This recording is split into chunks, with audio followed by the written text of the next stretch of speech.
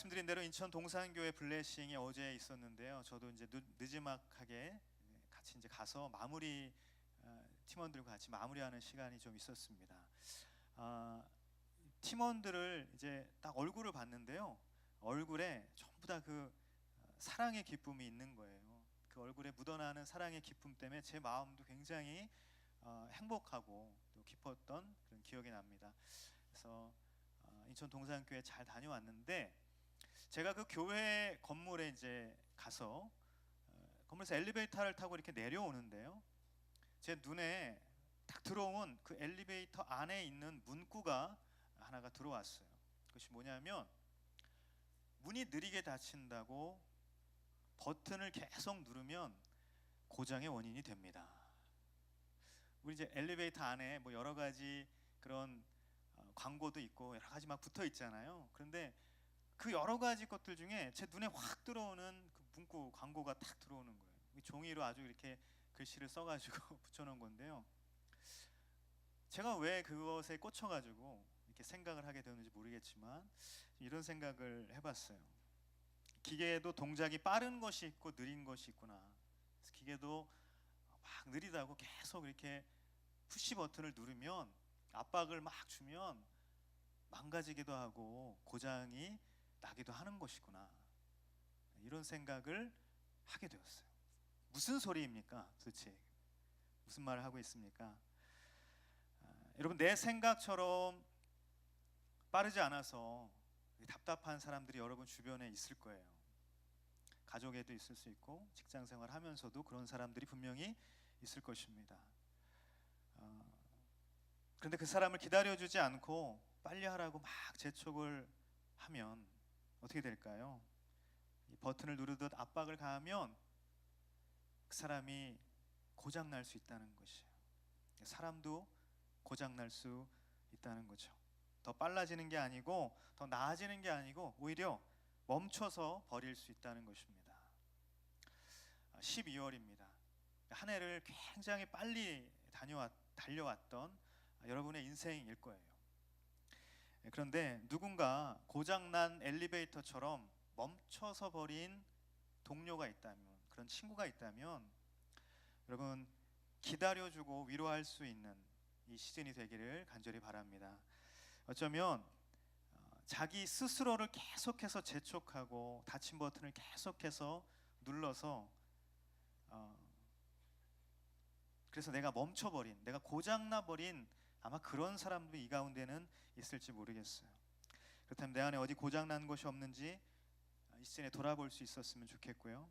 그래서 이 시즌이 정말 우리를 기다려주시는 주님으로 인해서 그 은혜를 다시 되새길 수 있는 그런 시간이 됐으면 좋겠습니다.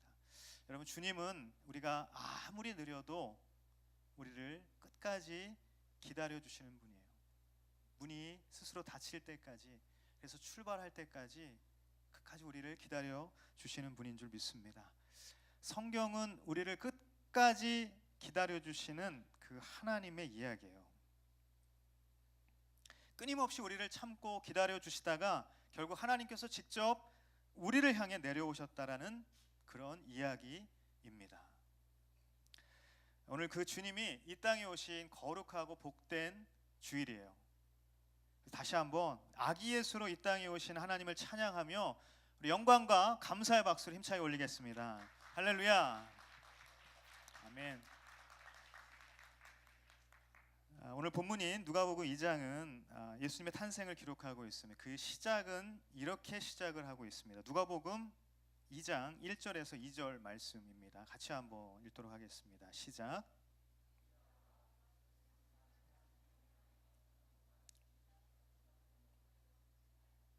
이것은 구레뇨가 시리아의 총독으로 있을 때 실시된 첫 번째 호적 등록이었습니다. 아멘.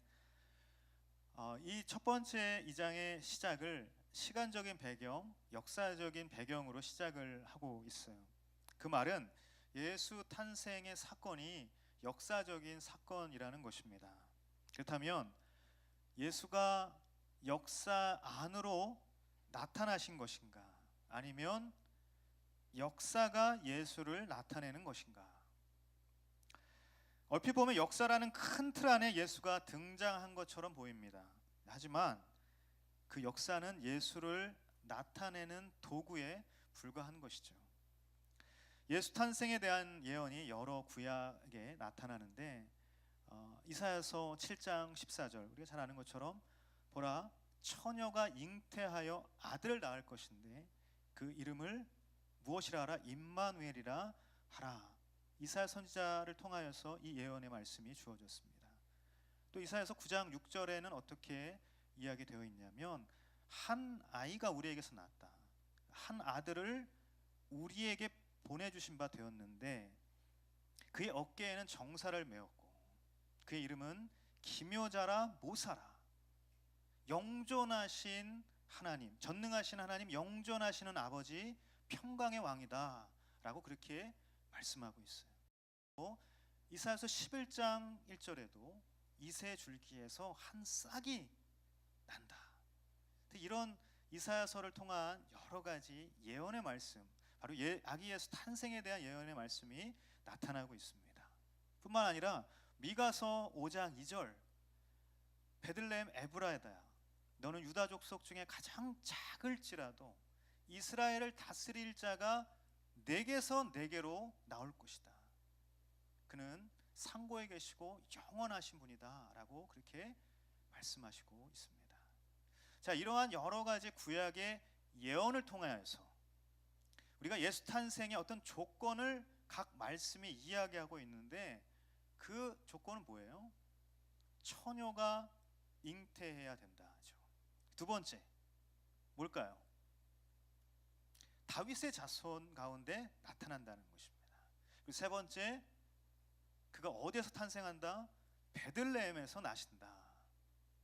이런 세 가지 이야기를 우리가 알 수가 있습니다. 여러분, 요셉은 다윗의 자손이었습니다. 그리고 마리아는 처녀였어요. 물론 정혼했지만 아직 결혼하지 아니한 처녀였습니다. 그 처녀의 몸으로 잉태한 것입니다. 그런데 이 마리아와 요셉이 사는 곳이 어디였냐면 나사렛이었어요.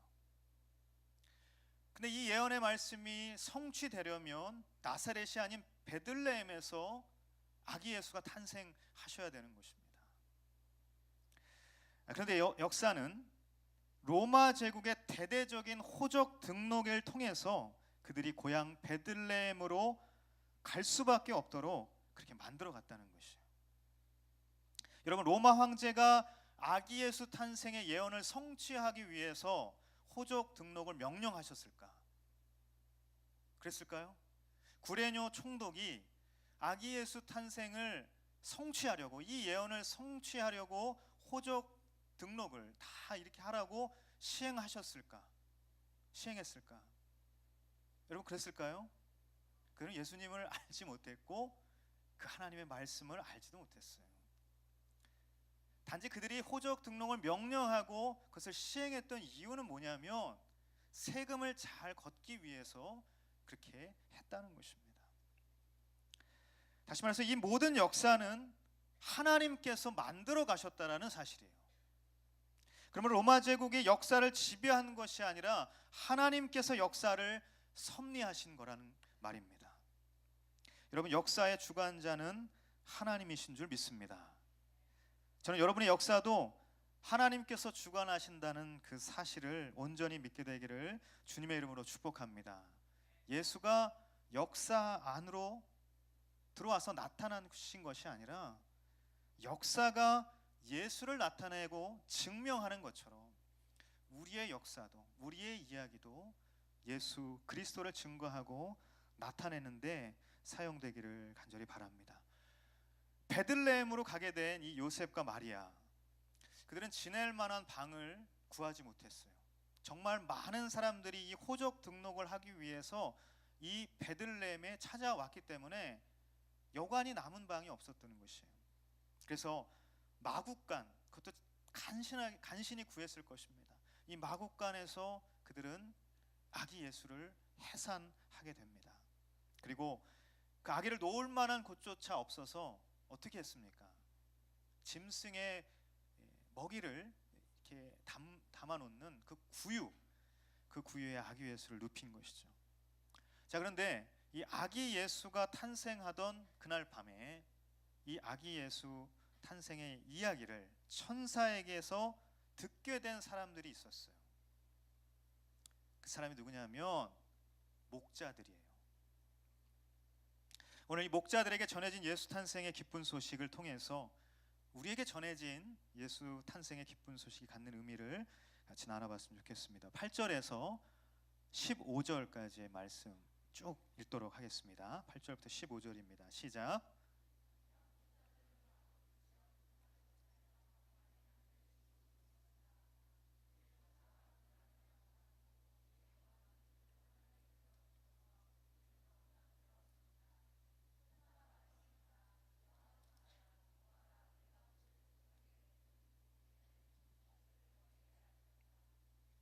오늘 구주이신 그리스도가 다윗의 동네에서 태어나셨다.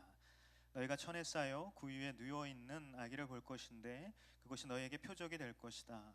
갑자기 그 천사와 함께 하늘의 군대가 큰 무리를 이루며 나타나 하나님을 찬양하며 말했습니다. 지극히 높은 곳에서는 하나님께 영광이요, 땅에서는 하나님의 은총을 입는 사람들에게 평화로다. 천사들이 떠나 하늘로 올라가자 목자들이 서로 말했습니다. 베들레헴으로 가서 주께서 우리에게 말씀하신 이 일이 정말 일어났는지 보자. 아멘. 첫 번째 나누고 싶은 메시지는, 다시 따라합시다. 성탄의 굿 뉴스를 믿으면 인생의 굿 스토리가 쓰여집니다. 오늘 말씀의 제목은 바로 굿 뉴스, 굿 스토리, 굿 체인지입니다. 요셉과 마리아에게서 베들레헴 근처에 있는 이 양을 치는 목자들에게 우리의 시선이 옮겨지고 있어요. 이야기는 오늘 우리가 읽었던 이 8절부터 20절까지 사실은 중심은 목자들의 이야기입니다. 목자들의 활약을 담고 있어요. 주의 천사가 그들 앞에 나타나서 모든 백성에게 큰 기쁨이 될 좋은 소식을 알려준다고 말했죠. 그러면서 구주이신 그리스도가 다윗의 동네에서 태어나실 것이다, 이렇게 이야기를 해요.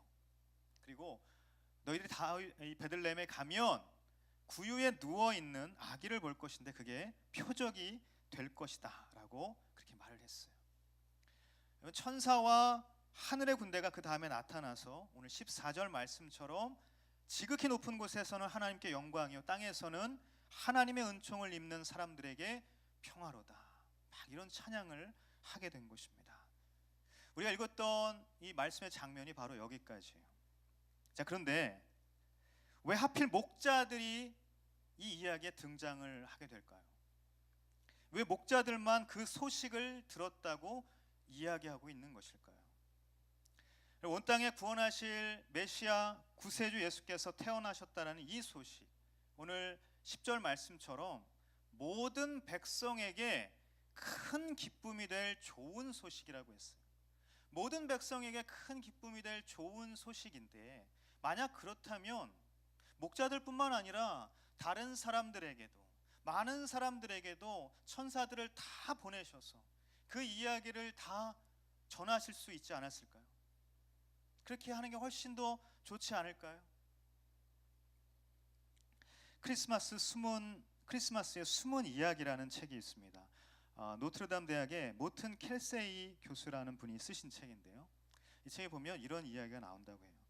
목자들만이 아니라 다른 사람들도 바로 이 소식을, 아기 예수 탄생의 소식을 다 받았을 것이다.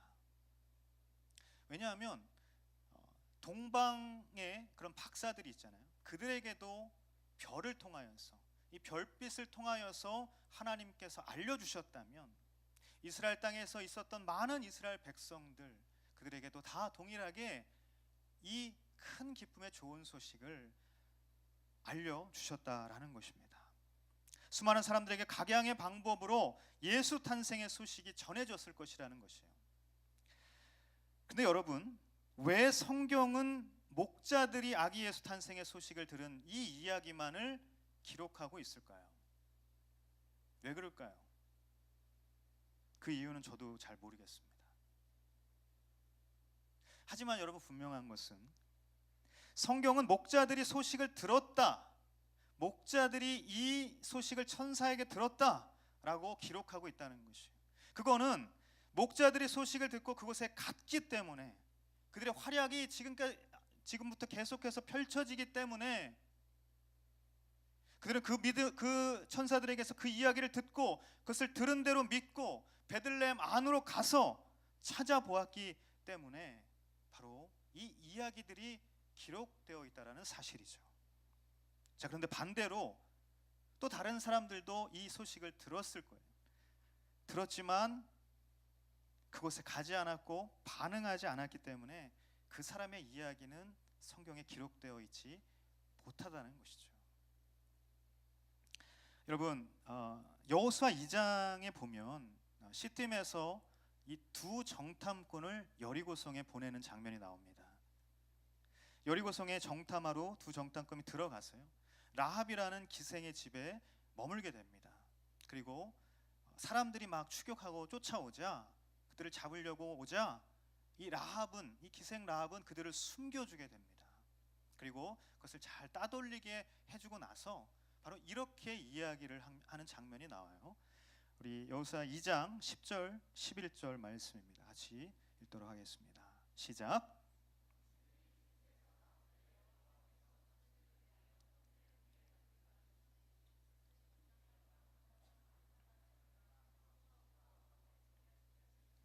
우리가 들었습니다. 우리는 그 소식을 듣자마자 마음이 다 녹아내렸고 당신들 때문에 모두 용기를 잃었습니다. 시기 때문입니다. 아멘. 여러분, 이스라엘 백성을 구원하신 하나님의 소식을 들었다는 것입니다. 그리고 듣고 라합은 그 소식을 받아들였어요. 우리가 다 그 이야기를 들었다. 그리고 그 소식을 듣자마자 우리가 어떤 반응이 있었는가? 그리고 라합의 입술로 고백하는 것이 무엇이었습니까? 위로는 하늘에 계신 분, 아래로는 땅에 계신 그 하나님, 전능하신 그 하나님, 이스라엘 백성을 구원하신 하나님, 기적을 베풀어 주셨던 그 하나님을 지금 고백하고 있다는 것이에요. 그 하나님을 믿음으로 받아들였다는 것입니다. 그래서 이 두 정탐꾼을 숨겨주는 일들을 했던 것이죠. 그래서 그는 어떻게 됩니까? 예수 그리스도의 이 탄생의 족보에 들어가는 놀라운 영광을 입게 되었던 것이에요. 여러분, 누가복음 19장에 보면 또 삭개오, 우리가 잘 아는 삭개오의 이야기가 나오는데요, 이 공교롭게도 이 삭개오 이야기도 어디서 일어난 이야기냐면 여리고라는 곳에서 일어난 것이에요. 동일한 곳이죠. 누가복음 19장 5절 6절 말씀 같이 한번 읽도록 하겠습니다. 시작. 위로 올려다보며 삭개오에게 말했습니다. 삭개오야, 어서 내려오너라. 내가 오늘 내 집에서 묵어야겠다. 삭개오는 얼른 내려와 기뻐하면서 예수를 맞이했습니다. 아멘. 예수님께서 여리고성에 들어가시는 장면부터 19장이 시작이 되죠. 여리고에 들어가는데 많은 사람들이 있었습니다. 삭개오도 그 중에 한 사람이었는데 예수님을 너무 보고 싶었어요. 근데 키가 작았기 때문에 그가 뽕나무에 올라가서 예수님을 보게 되는 것이죠.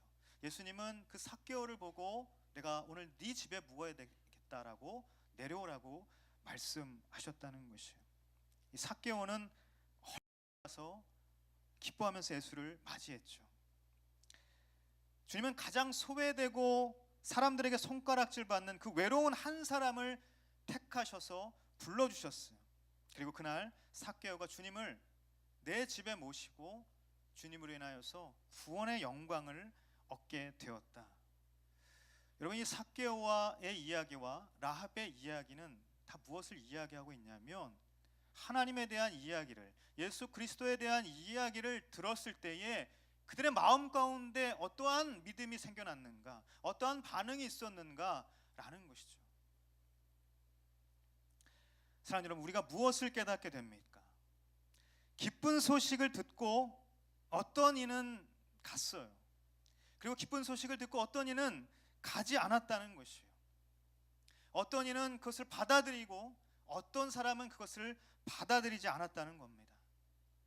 바리새인에게도, 또 오늘 이 여관의 주인에게도, 그리고 동방박사에게도, 당시 호적을 등록하러 이 고향에 왔던 수많은 이스라엘 민족에게도, 그리고 저 멀리 성 밖에서 빈들에서 밤에 양떼를 지키고 있었던 그 목자들에게도 차별 없이 전해진 좋은 소식이 바로 예수 그리스도의 탄생의 기쁜 소식이었다는 사실입니다.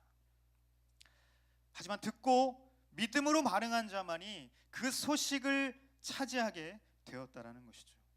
사랑하는 여러분, 복음은 모든 이들에게 주어져 있는 줄 믿습니다. 모든 백성에게 큰 기쁨이 될 좋은 소식이라는 이 말씀처럼 저와 여러분 모두에게 예수 그리스도의 복음은 동일하게 전해져 있다는 것이에요. 하지만 예수 탄생의 이 소식이, 이 큰 기쁨의 좋은 소식이 자신의 스토리가 되게 한 것은 오직 목자들이었던 것처럼 예수 탄생의 큰 기쁨의 좋은 소식이 나의 인생에도 큰 기쁨의 좋은 소식이 될 수 있는 것은 그것을 믿고 받아들이는 것이라는 사실입니다. 그러면 여러분, 이 땅에 오신 아기 예수의 그 탄생을 나를 위한 구원의 계획의 그 시작으로 믿고 받아들이게 되기를 주님의 이름으로 축복합니다. 그래서 예수님의 굿뉴스, 그 예수님의 기쁜 소식, 그것이 우리들의 인생의 굿 스토리로 쓰여지게 되기를 간절히 바랍니다. 여러분, 이 목자들의 이야기가, 그리고 라합의 이야기, 삭개오의 이야기가 성경에 기록된 것처럼 저와 여러분의 이야기도 하나님 나라 그 생명책에 기록되게 되기를 간절히 바랍니다. 오늘 말씀을 통해서 우리가 깨닫게 되는 성탄의 기쁜 소식이 갖는 두 번째 의미는 무엇인가? 우리 16절에서 20절까지 읽도록 하겠습니다. 시작.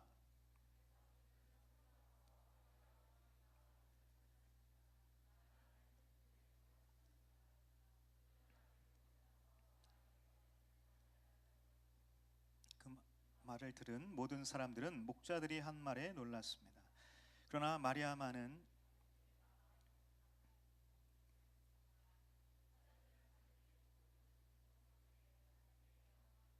찬양하며 돌아갔습니다. 그들이 보고 듣고 본 모든 일대로 이루어진 것입니다. 아멘. 두 번째 나누고 싶은 메시지는 다시 따라합시다. 성탄의 굿뉴스를 전하면 인생의 굿 체인지가 일어납니다. 우리가 믿음으로 말미암아 우리의 이야기를, 그 소식이 우리의 이야기로 받아들여지고 그것이 펼쳐진다는 것이에요. 그런데 두 번째는 바로 그 기쁜 소식, 그것을 전하는 것입니다. 그것을 전할 때에 나의 인생 가운데 어떤, 또 누군가의 인생 가운데 어떤 변화가 있는가. 서둘러 가서 이 마리아와 요셉 그리고 구유에 놓인 아이를 찾았습니다. 베들레헴에 있는 모든 마국간을 아마 다 뒤져서 그 구유에 놓인 아기를 찾았을 것이에요.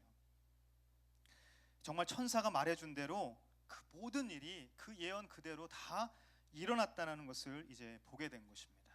자, 그리고 나서 목자들이 그 다음에 한 행동이 무엇인가? 우리가 읽었던 이 17절, 18절 말씀을 개역개정으로 다시 한번 읽어보도록 하겠습니다. 시작.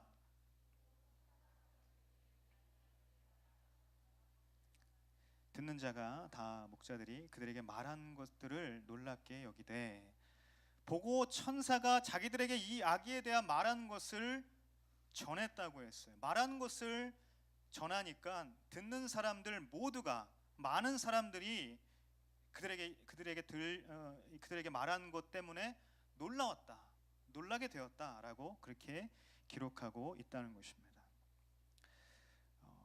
여러분, 사실요, 이 목자들은 밤에 이 양떼를 떠날 수가 없는 사람들이었어요.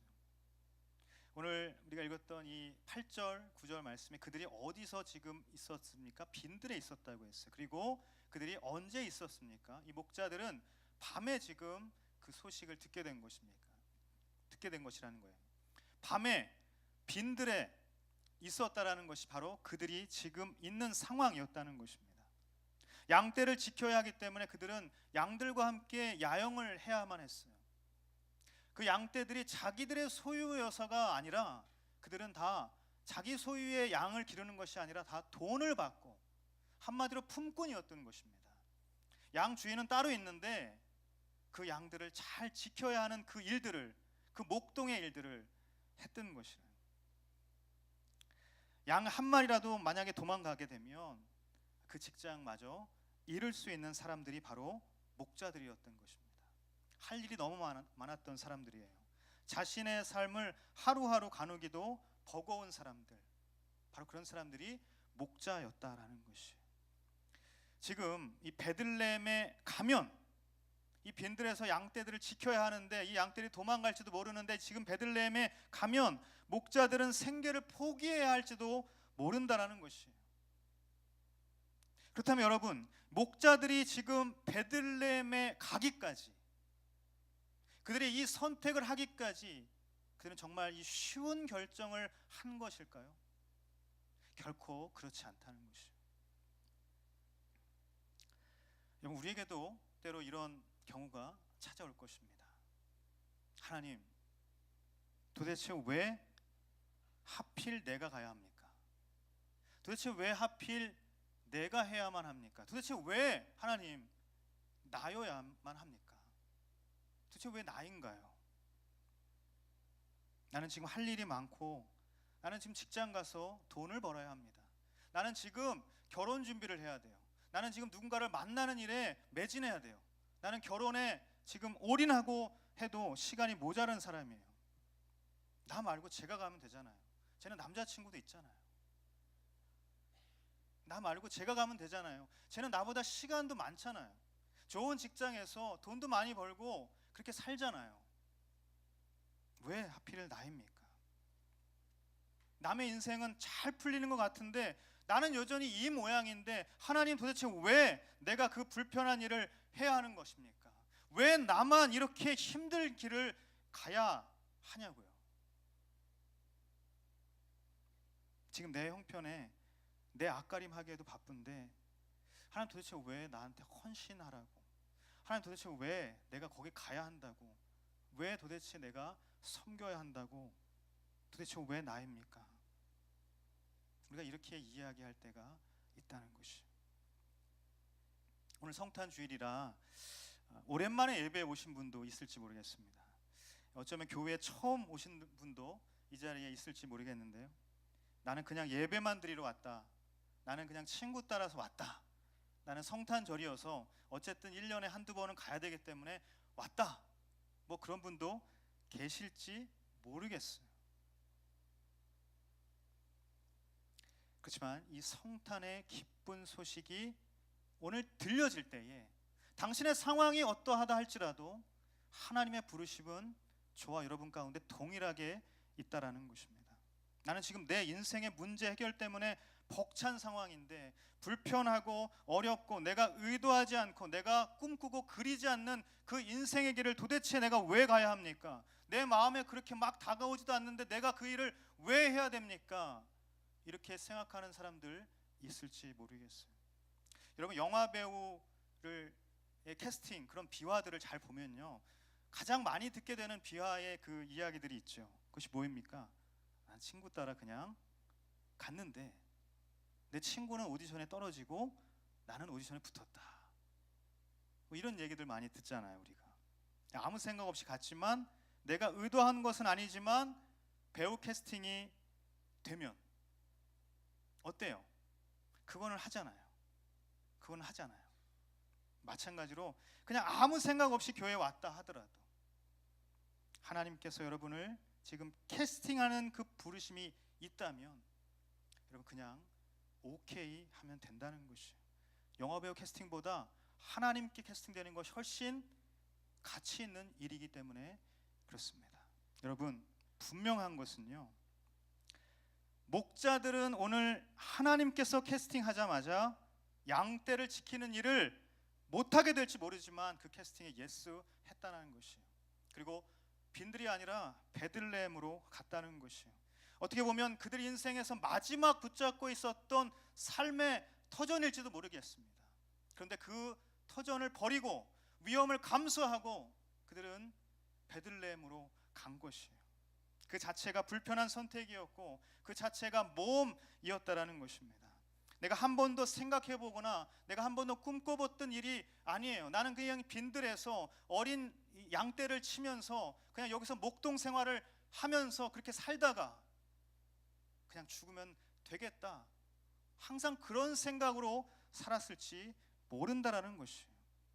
하지만 지금 천사들을 만났던 목자들은 베들레헴을 향해서 갔다는 것입니다. 그리고 그들은 좋은 소식을 전하는 하나님의 통로가 되었다라는 것이에요.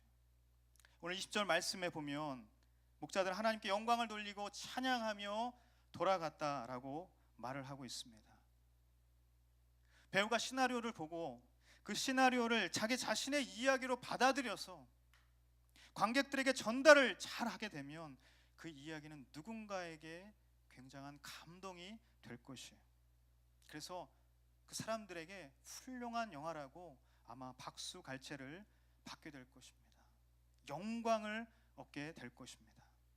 그처럼 목자들에게 성탄의 이 캐스팅은 불편하고 위험한 선택이었지만 아주 성공적인 무대가 되었다라는 것이에요. 여러분, 2000년이 지난 지금도 이 성탄절 연극을 하면 목자들은 꼭 등장을 하게 되죠.